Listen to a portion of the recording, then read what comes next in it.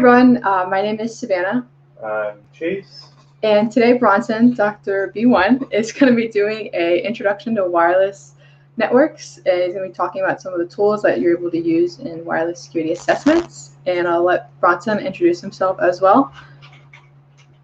Hey, yeah, my name's Bronson Shum. I work for Optiv as a security consultant on the attack and pen team.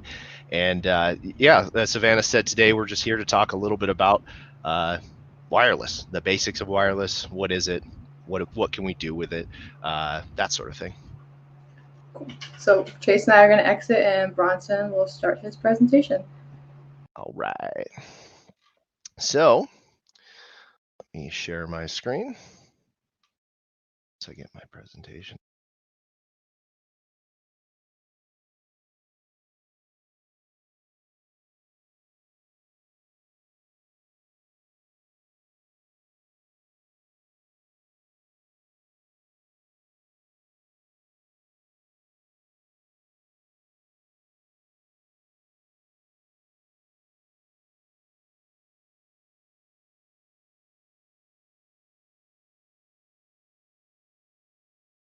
All right. And if anybody's in chat, let me know if you can see. There we go. All right. So as I said before, I'm DrB1, Dr. B. I'm here with Chaser and Last Layer as well. And we are here to talk about Wi-Fi. So here's the basic agenda. First, we're going to talk a little bit about what Wi-Fi is in general. From there, we're going to talk a little bit about why we care about Wi-Fi. Why do we care that Wi-Fi exists? What can we do with it? That sort of thing. Then we'll dive into a few of the various standards that are available. From there, we'll pivot into the authentication methods that are associated with 802.11 networks. And then we're going to talk a little bit about 802.11 attacks and the future of wireless, which is WPA2 and advanced open OWE, whatever you want to call it. So first up, whenever you hear people talk about Wi-Fi, one of the first things that people say is, or one of the most common ways that people refer to it, is wireless. Now, there are many wireless protocols out there. There's not just Wi-Fi, but it is part of the electromagnetic spectrum, specifically in the radio wave band. And you can see on the electromagnetic spectrum below here, kind of where other items that you may be familiar with fall into on that spectrum. So the lower the frequency, you're looking at, radio waves, cell phones, things like that. Once you get up into the higher end, we're looking at gamma rays, X-rays, that sort of thing, and microwaves right above radio waves. That's what we use to cook our food. But most of the protocols for 802.11 operate either in the 2.4 gigahertz or 5 gigahertz band. Now, they're not exactly at those. They're kind of spread out, but we'll talk about that when we review those. Another note here as well is that Wi-Fi 6 or 802.11ax, it does not utilize a 5 gigahertz band. Instead, it actually utilizes the 6. So that is a bit of a change. So why Wi-Fi? Most people are familiar with Wi-Fi. It's generally the most convenient way to access networks. Most devices these days are not connected physically to the network just because it's more convenient for end users. It's fairly easy to set up. It's sort of like, working on your own car these days. I mean, there's a YouTube video for everything. You can find setup instructions with most vendors, but for the most part, a lot of the devices out there are fairly easy plug and play, do a little bit of minor configuration, and you have secure access to the network. And again, it can be very secure. It depends on the configuration. Even with pre-shared keys, the main blocker, for instance, for those is time, right? If you have an 8-character password, it's like anything else. The longer the password is, the longer it's going to take to crack that if you're throwing it in Hashcat or something like that. So randomized passwords that are super long, even with some of the recent vulnerabilities to WPA2, that is not affected. So enterprise networks can also be used to ensure only authorized users connect. This is the other form of connectivity. There's 2 primary methods. There's pre-shared key and EAP, which is basically extensible authentication protocol. But for the most part, you're going to see EAP networks on corporate nets, and PSK with pre-shared keys are pretty common usually with like Yes networks and things like that. So things that aren't actually connected to the internal corp network kind of lowers the risk of utilizing PSK. So from here, we'll talk a little bit about the Wi-Fi standards. So there's quite a few on this list, and incidentally, there are more. These are the ones that you will find out in the wild. Probably not so much the AB and the straight 802.11, but 802.11n and up are fairly common. As you can see, the original spec was adopted back in '97. It only allowed for 1 to 2 megabits per second, and it only operated at 2.4 gigahertz. An interesting note is that while 802.11a, obviously 802.11a versus 802.11b, while it was created first, 802.11b was actually released first. And you'll notice that 802.11b supports up to 11 megabits a second on 2.4, and 802.11a supports 6 to 54, but that's on the 5 gigahertz only. So those were some of the first specs that we actually saw out there. Again, this was back in 1993, so around the year, or the early 2000s, we started to see these. And then from there, G routers came out, so it basically took B and increased the throughput. So we brought it up to effectively the 802.11a standard. And then we came out with 802.11n in 2008. This was a huge leap, and this is still pretty much used everywhere. And the main reason for that is because it supports 2.4 and 5 gigahertz, whereas even the newer AC only supports 5 gigahertz. 2.4 versus 5, basically the frequency that the signal is being transmitted at kind of determines the characteristics of the signal as well. So without going into beamforming and spatial streams and all of that, basically the lower your frequency, the more resilient it is, and generally the longer range it can have. As I mentioned, there's some other aspects that can increase the range of those higher frequency signals, but you can kind of think of it like music.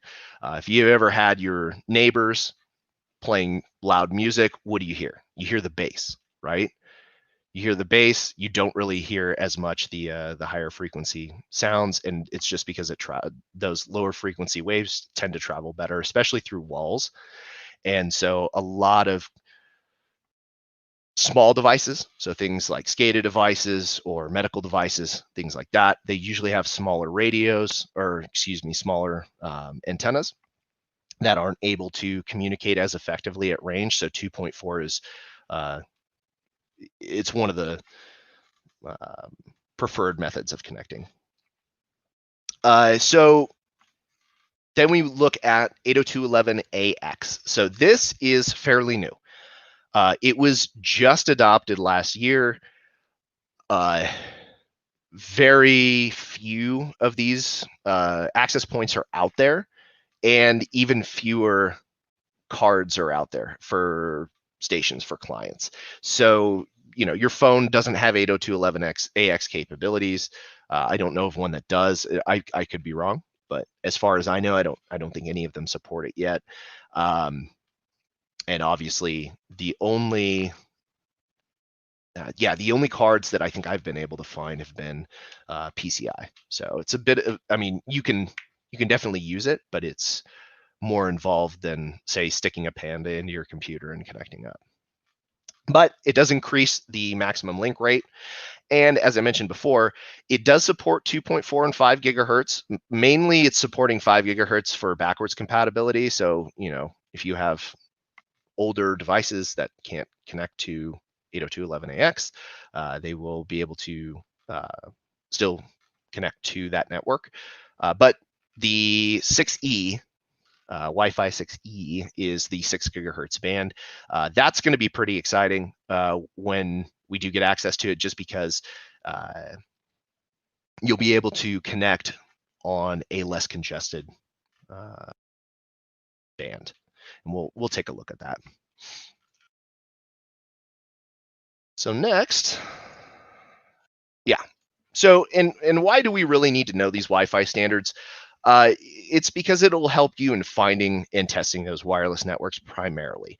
The biggest thing that I see with people coming and asking questions is they'll spin up like Aerodump, and they'll go, "Hey, I'm only seeing these networks. What's going on? I'm not seeing as many as I thought, or I'm not finding the client networks," and they're ensuring me that they're up. Well, by default, for instance, Aerodump doesn't spin up with 5 gigahertz support. So you're only going to see 2.4 gigahertz. And read your wireless card specifications carefully. So at a minimum, the card that you're using needs to support packet injection to enable most of these attacks. You can collect data. So like, let's say you have an external device and you're using that to do deauthentication, you're injecting. You can use like your onboard Wi-Fi in monitor mode to collect any frames that are sent back out subsequent to that.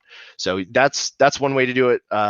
Obviously, the best case scenario, you want to have 2 external cards so you can kind of play around and do whatever you want with them. But as I said here, if you're using a 2.4 gigahertz card, you're not going to see 5 gigahertz networks. There is an increase in 802.11ac only networks. If you have a card that says it can connect to AC networks, a lot of manufacturers are very gray on this. Pandas are notorious. They basically they say that they're AC cards, they're AC capable, but really they're just utilizing the 802.11n fallback. So if there is an actual AC only network, you're not going to be able to connect or collect packets or anything like that from it. 802.11ax, as I said, it was ratified last year. It's been in development, obviously, before that. There's very few 802.11ax capable devices out there. But as time goes on, it's going to be adopted. And one of the main reasons why, if we look back at the previous page, you'll notice that AC, which is the newest standard, which was released, well, the previous to AX, only operates in 5 gigahertz. So if you have devices that are 2.4 gigahertz, they're falling back to 802.11n. So that is one of the primary reasons why you're probably going to see this switch. Is you're going to see companies being able to obviously deploy a combination of 2.4 and 5 with just one protocol and upgrading across the board. So yeah, so we'll talk a little bit about bands here. So this is the 2.4 gigahertz band. Technically, these bandwidths are 22 megahertz per the 802.11b specification. We're going to dive into that. It's not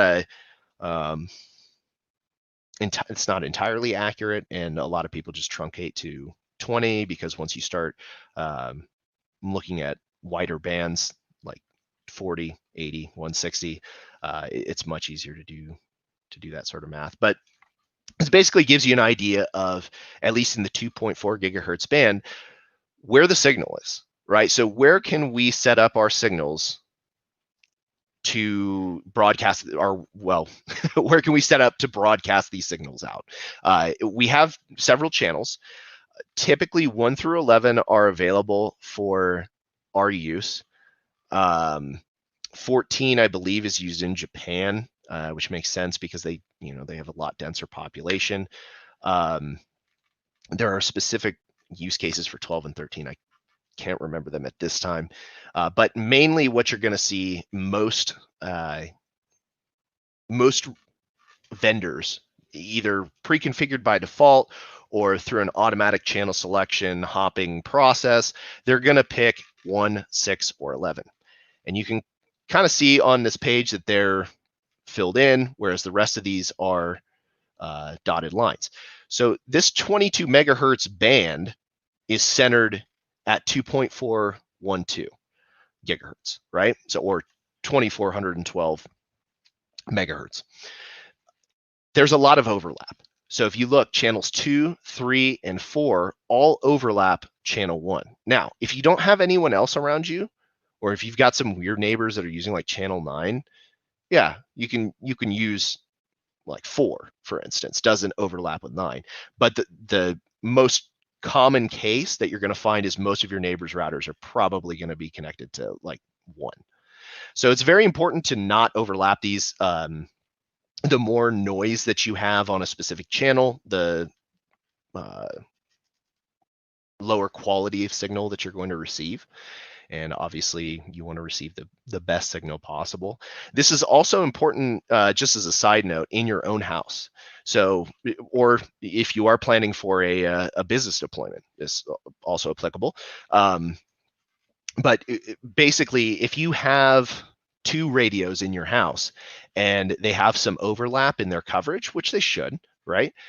You want to make sure that they're on different channels, because if you don't, you're going to introduce that that interference. So that's the basics of the channels. And you'll notice here too, we don't have a lot of choices, right? So we have 1 through 13, well, 1 through 11 really. And even though we have 11 choices, in reality, we usually only have about 3. So very important to know. And we'll take a look at a spectrum analysis of the 2.4 gigahertz band here. This was picked up in my house. Unfortunately, I don't have a lot of neighbors out there that their signal reaches where I'm testing from. But you can kind of get an idea. You'll notice the first band there is centered on 1, and the second band is centered on 6. And like I said, there are some access points, a decent amount, that will actually scan through these and look for interference. So they'll look and see what interference there is on these separate channels and kind of swap the channel that it's using based on that interference. The 2 that are represented here, obviously 1 and 6, the other one would be 11, and you can see the minimal amount of overlap there is there with the signal. So this is an ideal situation, I would say. Most of your, if you lived near any other people, unlike me, you will see a lot more congestion, especially in this 2.4 gigahertz space.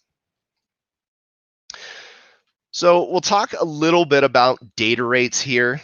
You may see what is called MIMO, multiple input, multiple output, on either your access points or your devices. And they're generally represented in 1 by 1, 2 by 2, 3 by 3, that sort of thing. Anything above 3 by 3, usually pretty uncommon. And it's usually only base stations. I know like MacBooks, for instance, are 3 by 3. So they have 3 transmit antennas and they have 3 receiving antennas.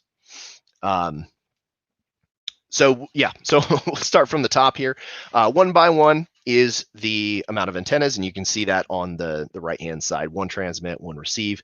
But we also look at 20 megahertz band. So this is for 802.11n specifically. Uses 20 megahertz bands. It has a maximum rate of 72.2 megabits per second. So if you are using a 20 megahertz bandwidth, then that's what you'll get. Now you can double that to 40 and you'll get approximately a little bit more than double the speed. You still have the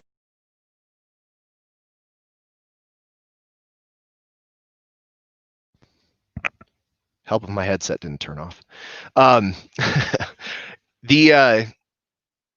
You still have the same amount of antennas, so you're still receiving and transmitting with 1, but your bit rate is, or your maximum rate is increased to 150.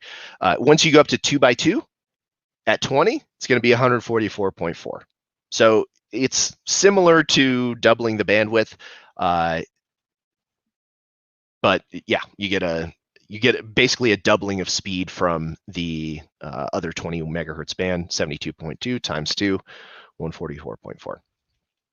Similarly, as you can see, 300 megabits a second is the maximum rate that you'll get with a 2 by 2 config on 40 megahertz, and so on and so forth. So you can see that each of these is a speed increase. So more antennas equals better, right? Well, keep in mind that you need to have those antennas on both the client and the station, or excuse me, the access point. So if your access point is 3 by 3, but your phone only has 1 by 1, you're only going to get that maximum amount of speed as you would get from a 1 by 1. So that's something to keep in mind. I know MacBook Pros are, since like 2016 or 2017, have been 3 by 3s, so they tend to be pretty quick. It just depends. And again, this goes along with, hey, know your tooling. These are the 802.11ac data rates. So again, we're talking about different amounts of antennas and the bandwidth, but you can see that the speeds at baseline are much quicker. So for AC, the standard bandwidth is 40 megahertz. You get a 200 megabits per second rate. Obviously, you double the antennas, you double the speed. Same thing when you go to 1 by 1 at 80, you get a little bit more than double the speed, but when you add another antenna, it's just a straight up 2x multiplier, and so on and so forth all the way down. But you can see the difference in rates here, why AC is so much faster than 802.11n. And now we have the new one. And this one is extremely long because 802.11ax supports up to 160 megahertz bandwidth. So at that configuration, at a 2 by 2, you would see 2.4 gigabits per second theoretical. Obviously, you can extrapolate that out to a 3 by 3. So let's say they come out with a new Mac that's got an 802.11ax card.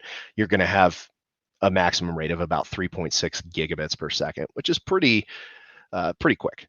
That being said, obviously you have to take everything else into consideration, right? If your access point is connected via a gigabit connection, well, that's going to be the bottleneck. But these are the maximum data rates that can be achieved, and these are also in perfect settings, right? So this is no noise, isolated, that sort of thing. These are all tested in a lab. So we'll take a look here, kind of at the 802.11ac channel allocation. You have 40 and 80 megahertz bands, which are probably the most common.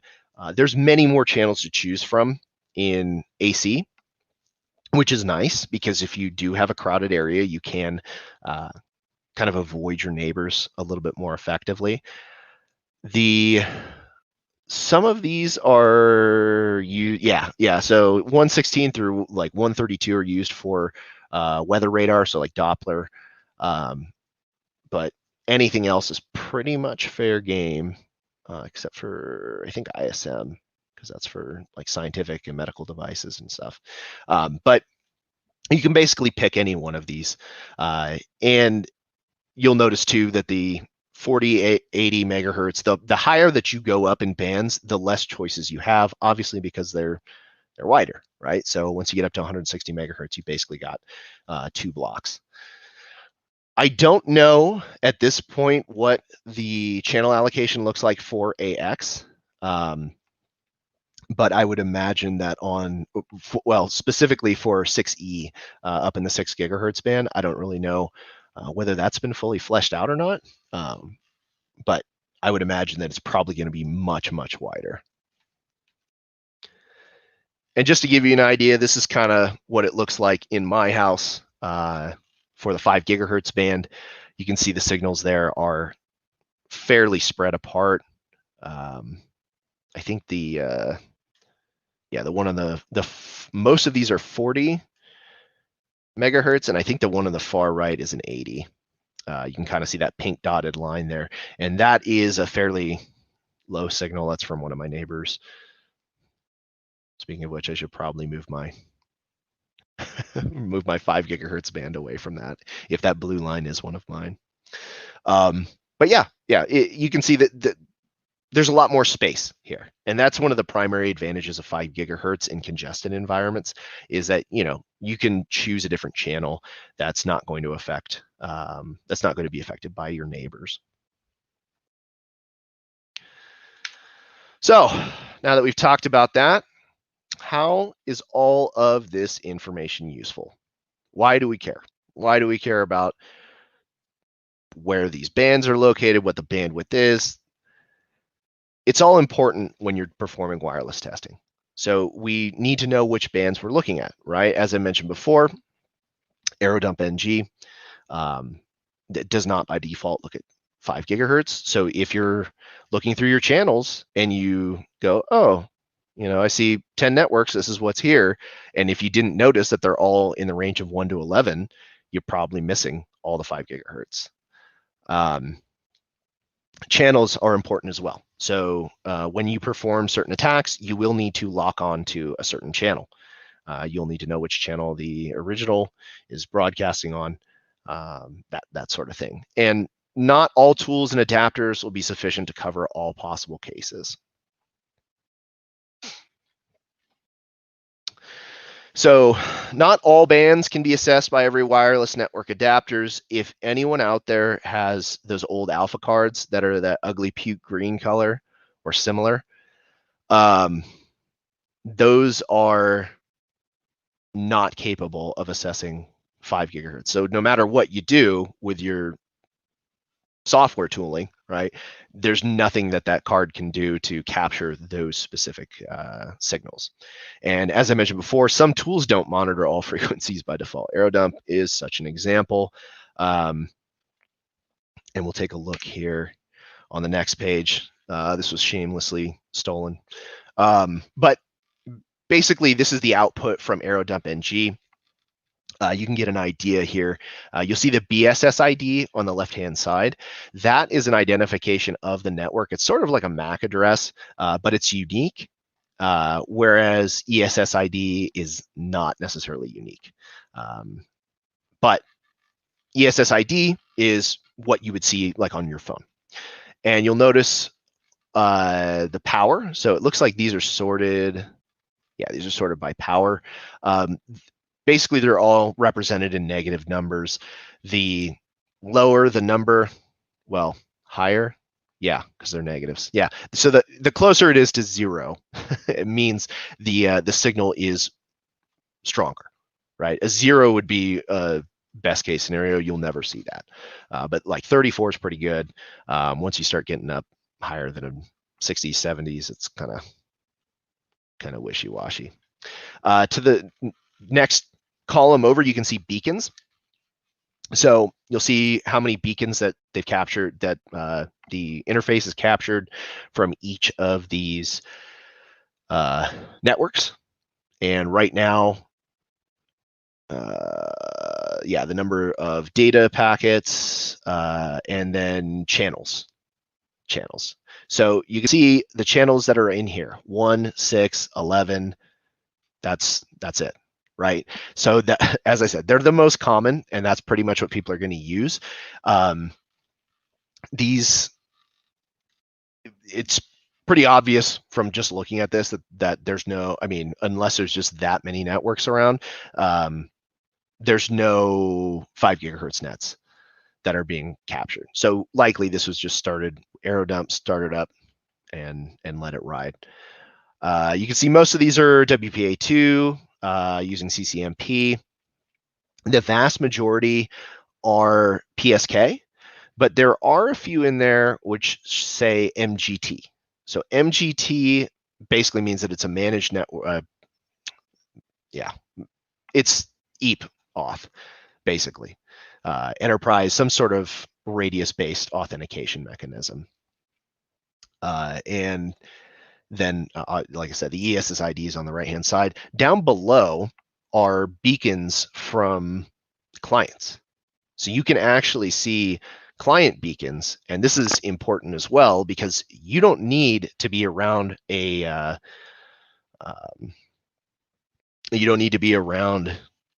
an access point to capture like PSK credentials, for instance. So you can get a handshake from a client. You can say, hey, this is what they're looking for. You stand up an evil twin that looks like it, capture that handshake, at least their portion of it, and that can be taken offline and subjected to dictionary attacks. But yeah, this is basically what Aerodump looks like.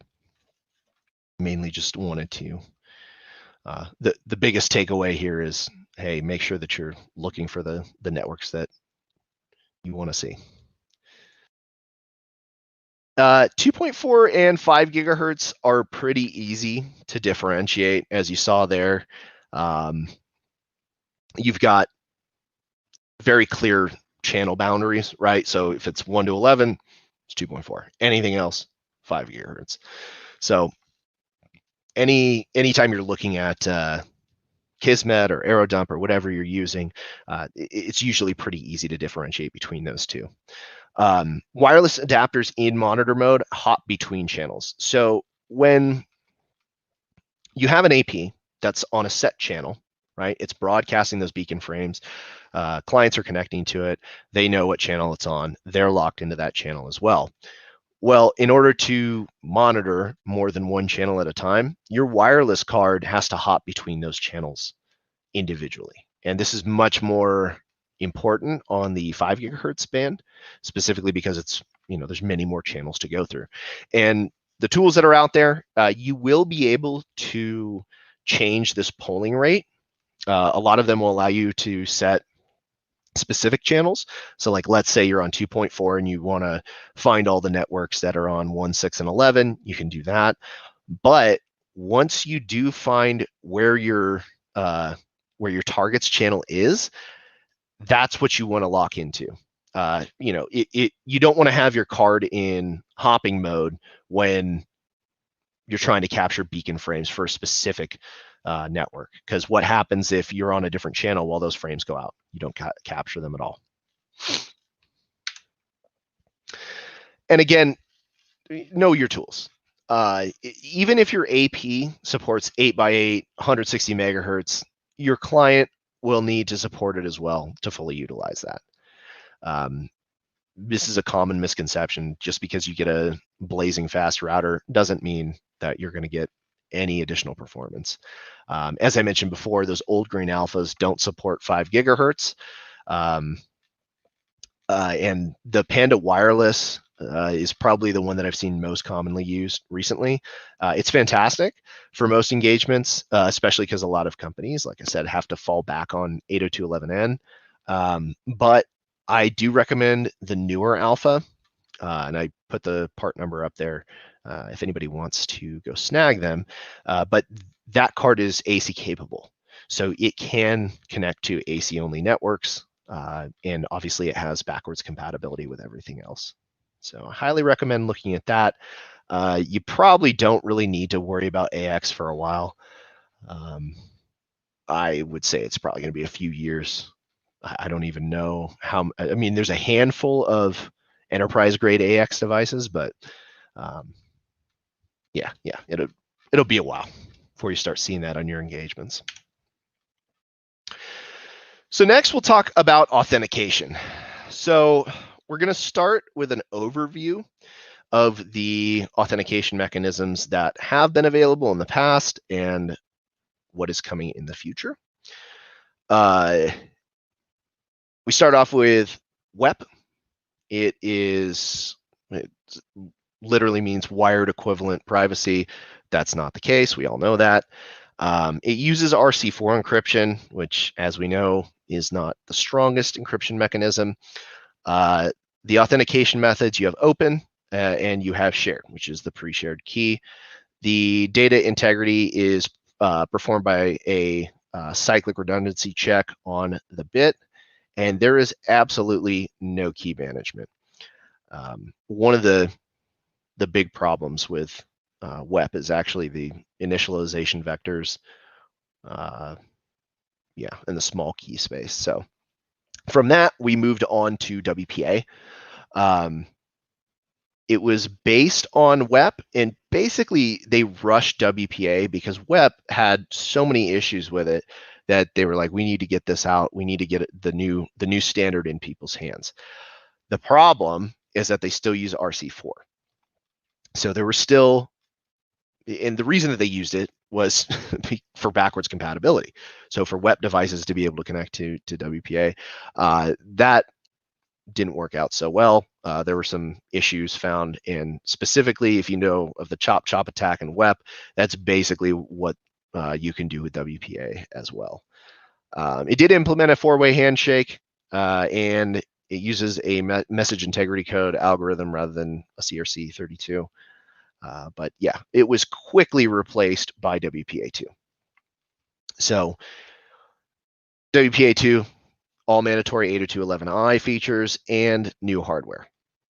In addition, it also supports CCNP and AES for encryption. And you have WPA2 personal and you have WPA2 enterprise. So those are the two that you're personal, obviously pre-shared key, enterprise. Those are radius-based type authentication mechanisms. Cipher block chaining message authentication codes are used to ensure data integrity. It's based on AES. And again, the key management is your four-way handshake. WPA3 uses GCMP 256 encryption. It has the same authentications along with 256 broadcast multicast integrity protocol message authentication codes for data integrity. And the keys are managed through elliptic curve Diffie-Hellman exchange and elliptic curve digital signature algorithm. This is important because it prevents the attacks that we have had in the past on WPA2. We'll talk a little bit about that later. So we talked about the four-way handshake. This is going to get a little dry, so bear with me. But you can see here, STA is effectively client, AP, access point. And the way that the handshake works this is obviously assuming that we're going to assume that this is a legitimate transaction. So this is both sides know the password. They're legitimate clients. The AP sends a nonce over to the client. The client is able to construct the PTK, which is the pairwise transit key, from that, and it sends back S-nonce and a message integrity code to the access point. The access point, because it has received that piece of data from the client, it can construct the PTK, compare, and it will send the GTK back to the client and acknowledgement. What we really care is what's going on up in these first two steps here, though. That is the primary focus. And we'll take a look here at the 4-way handshake. So for this, and obviously this is for PSK that we're looking at, the pairwise transit key contains all the information to recover the original pre-shared key. So once we've constructed that PTK, we can reverse it effectively. So the PTK is, go back. The PTK is actually a combination of the pairwise master key, which is a 256-bit string derived from the pre-shared key. So like you type in, super elite 27, and then it generates a 256-bit string from that. And then all you need to construct the PTK from there is a nonce from the AP, a nonce from the client, and nonces are just randomly generated numbers, right? They're just random. And then the MAC address of both. So all of this information actually can be captured by an attacker. So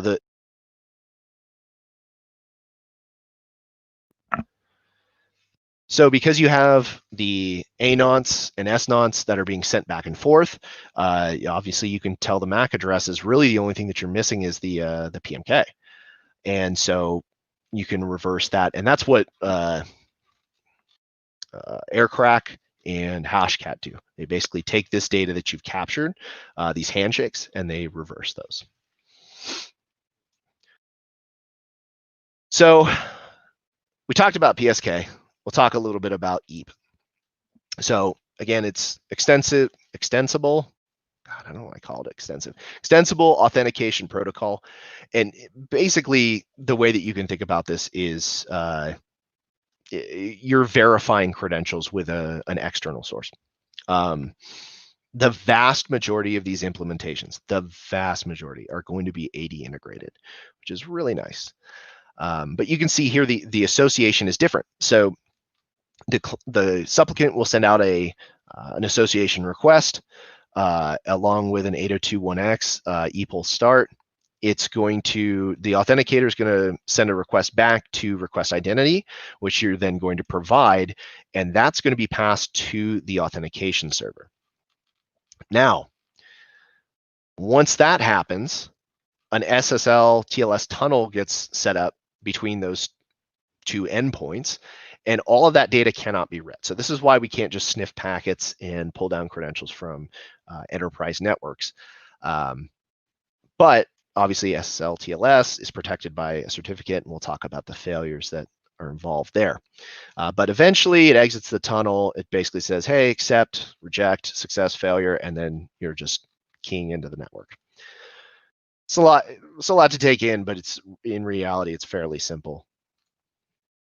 Yeah, the vast majority of wireless networks, when you're performing assessments against corporations, are going to be enterprise. And of those, most of the time, it's going to be integrated with a directory service like Active Directory. You can't calculate authentication values by capturing handshake packets, but evil twin attacks are fairly effective. Basically, you have to generate your own certificate, and the only real hurdle is convincing users to accept that certificate. But if you get enough people that are receiving that request, someone's going to accept. So once you do that, then you actually have AD creds. So even better than pre-shared keys, now you have users. So if obviously you can get onto the wireless network and you can use that user to pivot around. We'll touch briefly on WPA and WEP, especially on the attacks. I'm not going to go into too much detail just because you're not really going to see these. I do recommend, if you are interested in learning more about wireless, I'll talk a little bit more about it later on, but the Wireless Village, which is now known as the RF Hacker Sanctuary, they have some really good challenges, and that's where I learned a lot from just attending and going through. And even as a new person, I showed up, I'd never done wireless stuff before, and I got 3 flags the first day. It's a lot of fun. But it'll give you an appreciation for WEP as well. They have a WEP challenge that is rarely solved by teams, and everybody thinks WEP is pretty much a meme at this point, but it really depends on how your key management is, how well you manage the keys. From what I understand, I've never personally solved it, but the yeah, don't sleep on WEP. WPA, again, it improved on WEP, but still utilized that RC4 encryption to maintain that backwards compatibility. It quickly led to the adoption of WPA2. And we'll take a look at these 802.11 attacks for WEP and WPA.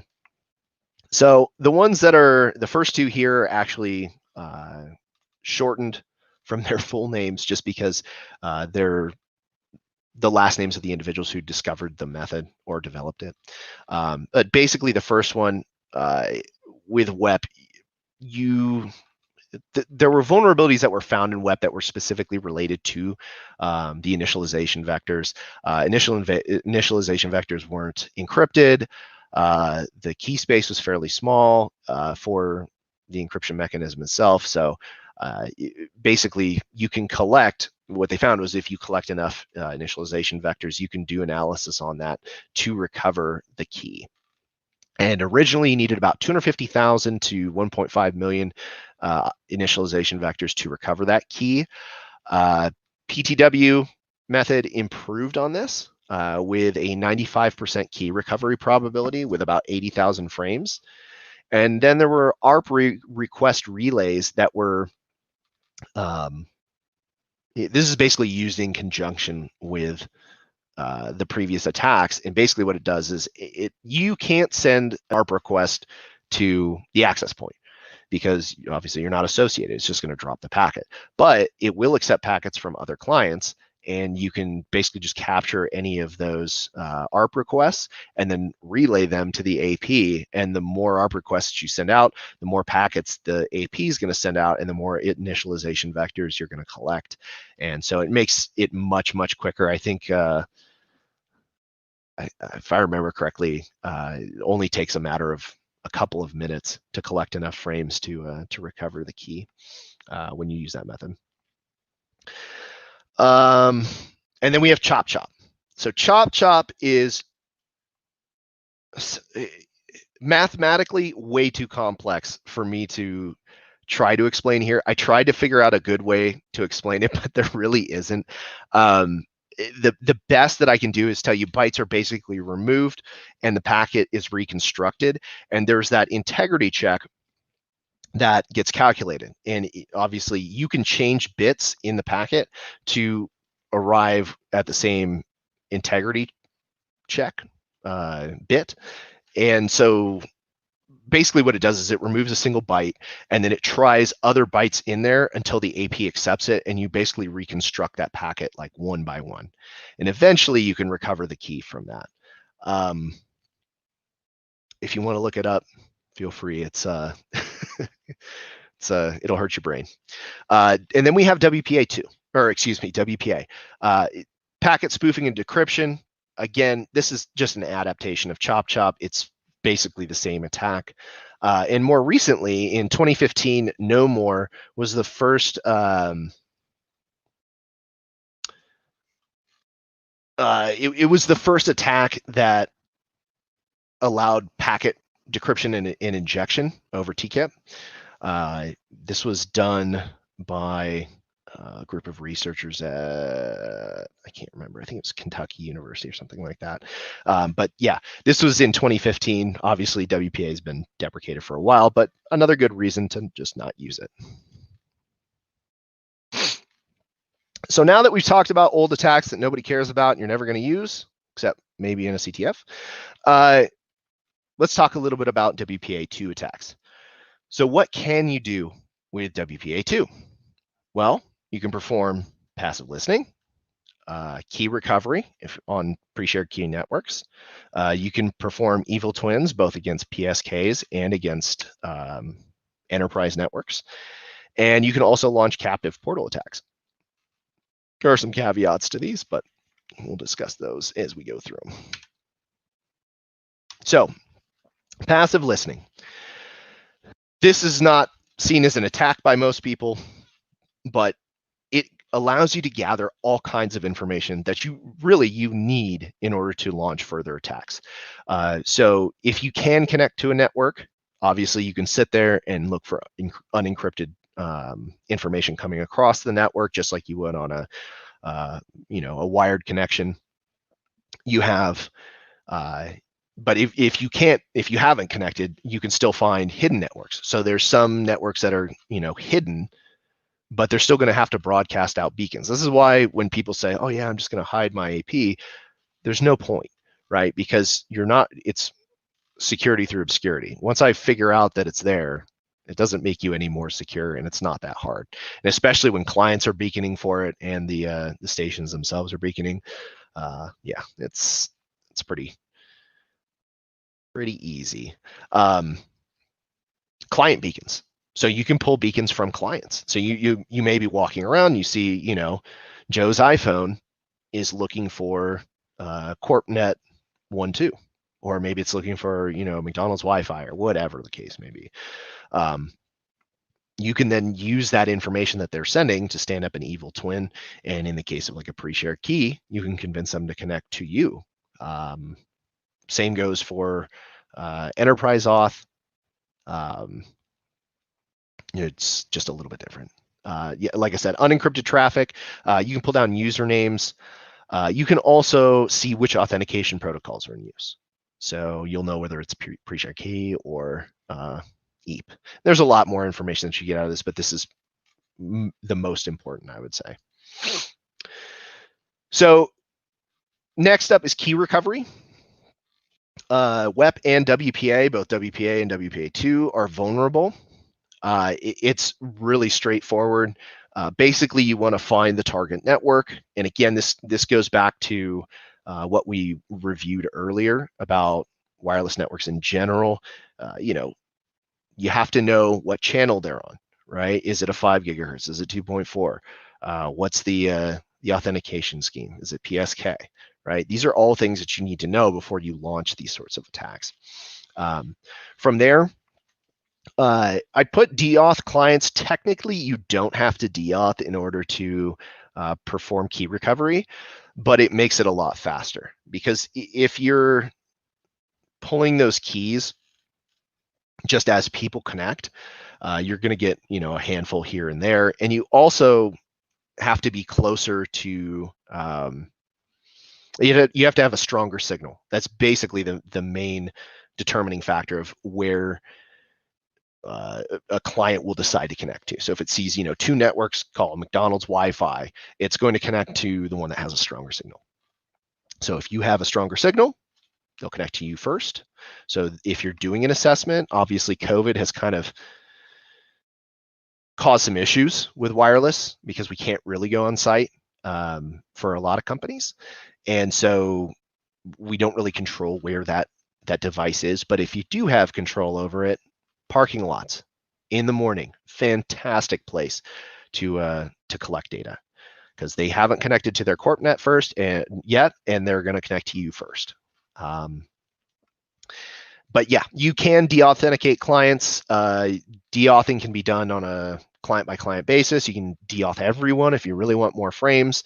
But basically, then you're going to monitor management frames for those handshakes, and then you're going to take those offline for a dictionary attack of some kind. So 2 wireless adapters are needed to perform the attack if you want to do deauth. One will be used to send the deauth frames, while the other will be used to capture the handshake when the client attempts to reconnect. Should be noted as well, sending deauth requires injection. So if your wireless card does not support injection, you're in for a bad time. Kismet, Aerodump NG are commonly used. I'm sure there's other tools out there.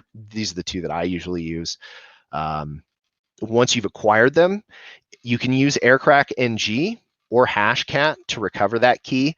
If it's a CTF environment and it's non-work related for whatever reason, I usually use Aircrack just because it's faster. If you have a cracking rig that's available to you, Hashcat's probably going to be quicker. So there, you can crack them in Hashcat. Hashcat, unfortunately, has their own fun format that they use, so you will have to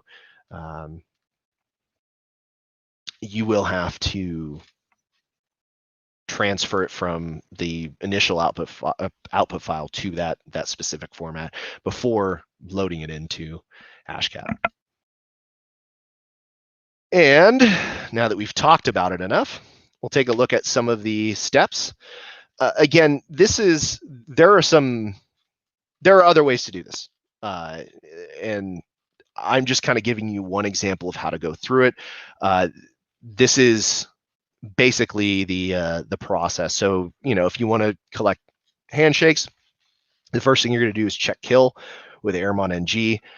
It's going to kill any processes that interfere with Airmon. Specifically, what Airmon does is it puts your card into monitor mode, but there are certain things like Network Manager that are going to revert that after a certain period of time. So you want to make sure that that's not happening, because you don't want that interface going down.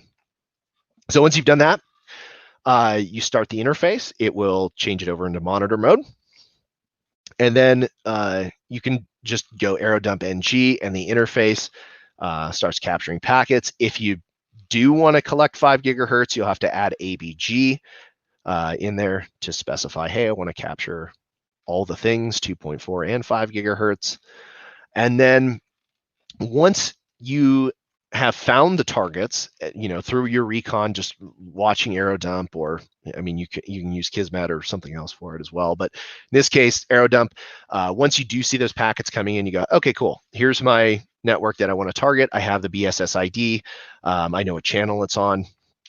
I'm going to swap over. So then you kill that and relaunch Aerodump NG on that channel with the BSS ID, and then an output file name and the interface as well. I should note too, once you put your interface into monitor mode, it's going to change the name. It's going to set up another. So like if it was WLAN 0, it'll become WLAN 0 Mon. You just have to specify that monitor interface. Yeah, so once you've identified that PSK network, this will basically capture those packets. So that's really all you need to do. This wireless adapter 2 setup will make it faster, but it is more noisy, and you technically are broadcasting the authentication. It is a malicious act. So you'll start the interface just like you did previously. If you need to check kill for whatever reason, you can do that beforehand. But then start up Air Replay NG. So Air Replay NG, tick 0, 1, tick A, BSS ID, the MAC address of the client that you want to deauth, and then the interface. So you can omit that C and the tick 0, 1 is for specifying a deauthentication that's going to be sent out. The C can be omitted. So if you just want to deauth all the things that are connected to it and capture more handshakes, nuke that and run it. But if you're trying to do something evasive and you're on a corporate network and everybody gets forced deauth at the same time, it's going to be a little suspicious.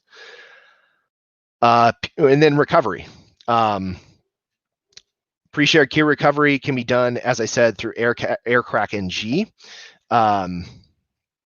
It's straight up. It's just you pass a word list and the capture file that came out of Aerodump, and you're good to go. The other option is to git clone the Hashcat utils. It contains a binary called cap2 hcap bin. Basically, it's just going to convert that to the HCC APX format, and that's what Hashcat uses to reverse these. So Hashcat output file, mode 0 or attack 0 mode 0, and then mode 2500 for WPA, the file, and then your word list. Pretty straightforward.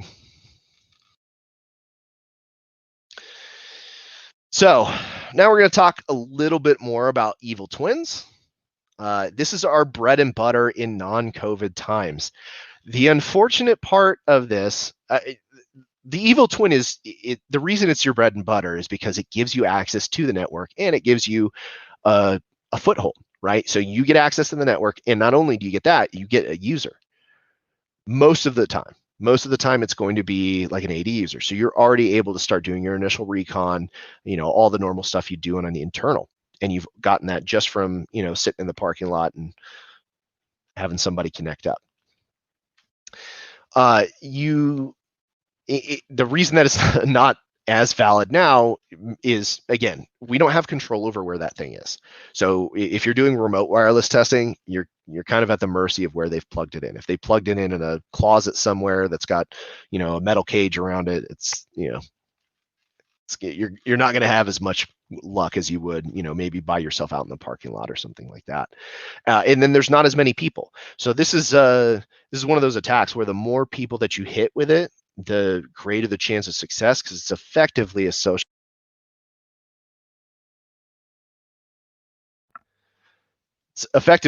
engineering attack. So what you're basically trying to do is convince people to connect to your network with a valid certificate. You want to stand that certificate up with the same characteristics of the valid, or excuse me, the evil twin with the same characteristics of the valid network. Specifically, you want that cert to look real. Once the client connects, you will receive the credentials. It can be used with both PSK and EAP. With PSK, the captured part of the handshake will be enough to recover the key. With EAP, you'll gain access to those credentials. So with the evil twin, you perform passive listening to identify targets, which was listed out above. Same thing, right? You're looking for your networks. Which ones are EAP? What are they called? What are their BSS IDs? All of that. There's a nice tool made by a friend of mine named Gabe, or Solstice.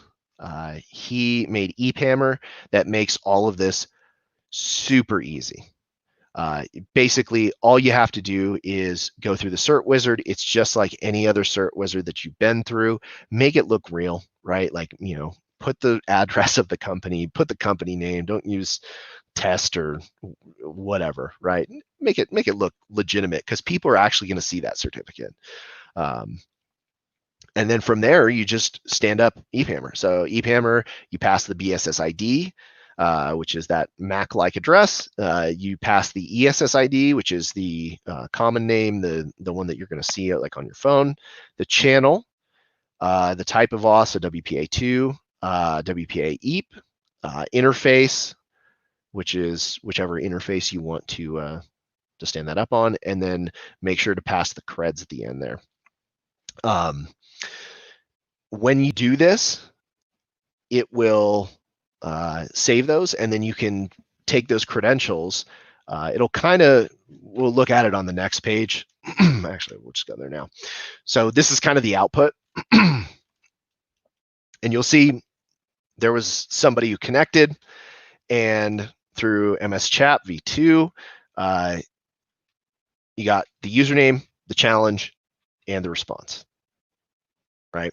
So with those, you can pipe those into another tool called ASLeap, and you just punch in the challenge, punch in the response, and your word list, and it will recover clear text credentials from that information. So pretty cool. And the final attack that we're going to talk about is Captive Portal. So Captive Portal is another very successful attack. Depending on the setup, there are some caveats to it. But basically, you perform passive listening just like you did above. You generate your cert just like you did previously. And then you clone a target portal. So there are some that are included. They're not particularly good. They weren't really built out to be to fool people, right? They're just kind of there as, starter templates. If your customer does have a captive portal, you can pull that down with like a wget or httrack. You can also pull this down, a portal example down from the interwebs, the intertubes. But just make sure that the target portal is in the var www HTML directory. It's going to stand up an Apache 2 server, web server from that directory. So just make sure it's in there. And then, yeah, just EPAMR, again, you pass the BSS ID, the ESS ID, the channel, the interface, and then you want to specify captive portal. So by default, if you do have a form on the page, on the captive portal, which you should, the attack is going to capture both credentials that are entered and keystrokes as well. In EAP implementations that require mutual authentication, such as MS Chat v2, you do need valid radius credentials to do this. So just keep that in mind.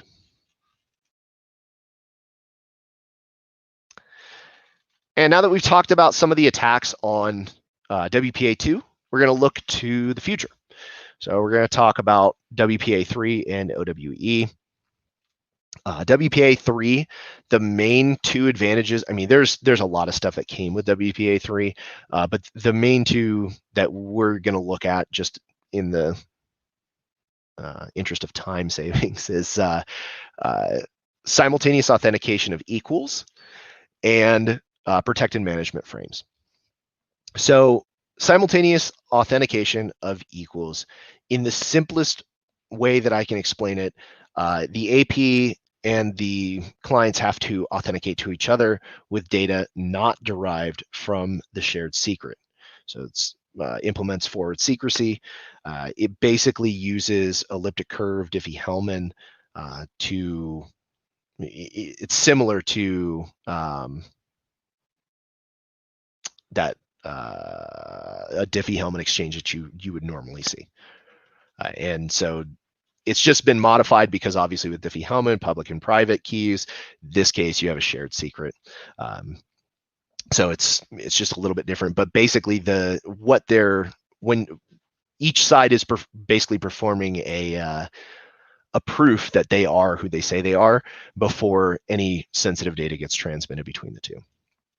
So that's the simplest way to explain it. Why is this important? Well, it reduces the success of dictionary attacks. So if you're trying to do brute force attacks, basically for every captured packet that you gather, if I remember this correctly, I could be wrong, but for every packet that you capture, you may only send one packet. So if you're trying to guess the password, you can only make as many guesses as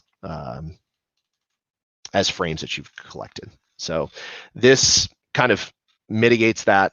And it also, then we have protected management frames. This eliminates those deauthentication attacks. Basically what it does is it encrypts the management frames. Currently in WPA2, they're not. That's why we can grab them and reverse them to pull down the PSK. But that will be eliminated with WPA3. So, opportunistic wireless encryption. This is the new open network. So whenever you see an open net on an engagement or wherever you're performing assessments from, those are obviously the old standard. This is sort of the new standard.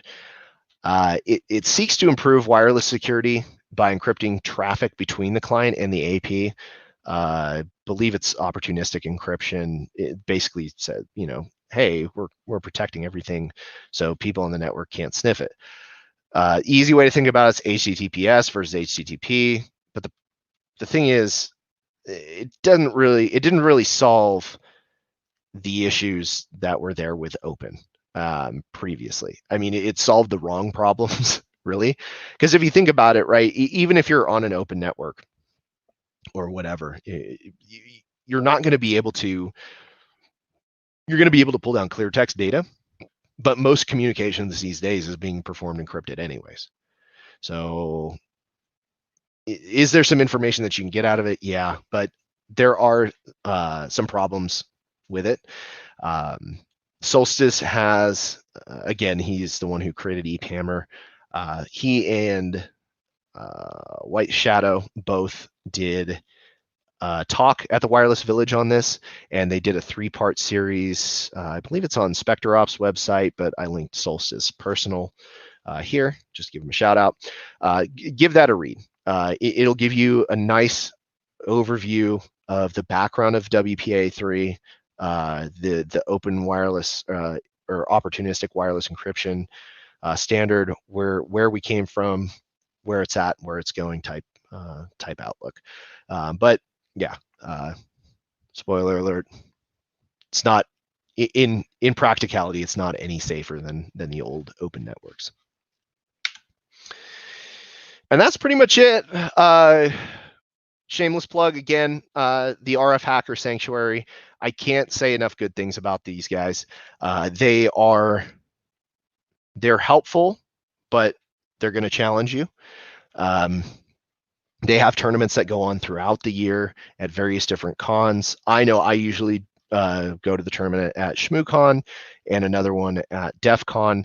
They have this wireless CTF. There's no, at least at this point, it may grow to the point where they need to, but for the time being, at least, there are it's open to all contestants. So there's a ton of stuff that you can do, and it's not just wireless, or excuse me, it's not just Wi-Fi.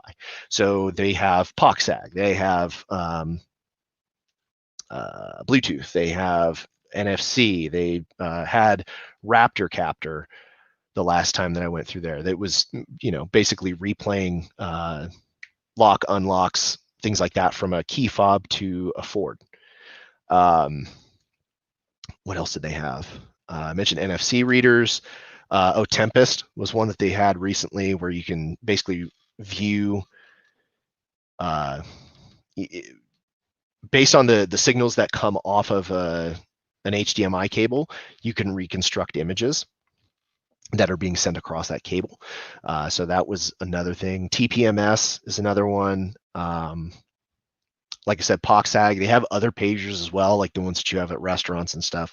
There's just a ton of cool stuff that you can learn there. And again, it's not just Wi-Fi, because, most people are like, oh, cool, I know Wi-Fi, that's wireless, that's it. No, there's a lot more attack surface out there, and it's pretty cool. I highly recommend you get in there, and the barrier to entry is fairly low, and if you're brand new, they're usually really good about kind of getting you started up.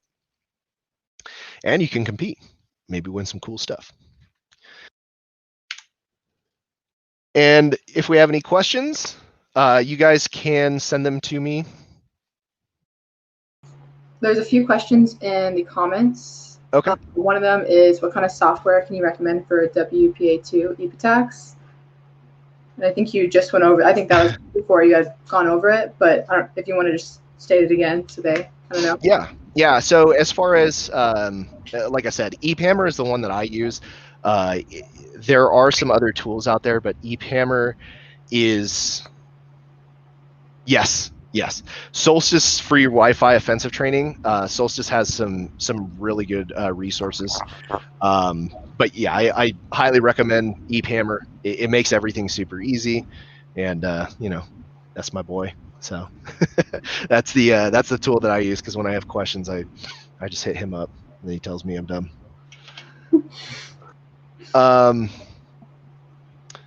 And yeah, the slides should be available after the meetup, right? Yeah, we can put them in the Discord. Okay, cool.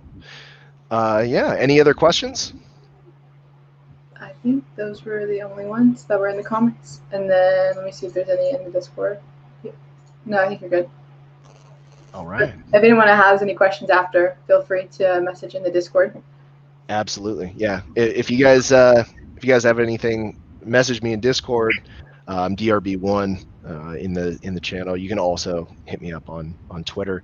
How do I hack Facebook? Well, God, how many times have we been asked that?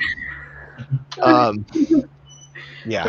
It's a good friend that just said that. Yeah. What's up, Brett? thank you, Bronson, for presenting today. We really appreciate it. Absolutely. And yeah, it'll be available in Discord. Thank you. Have a good one, guys. Thanks, guys.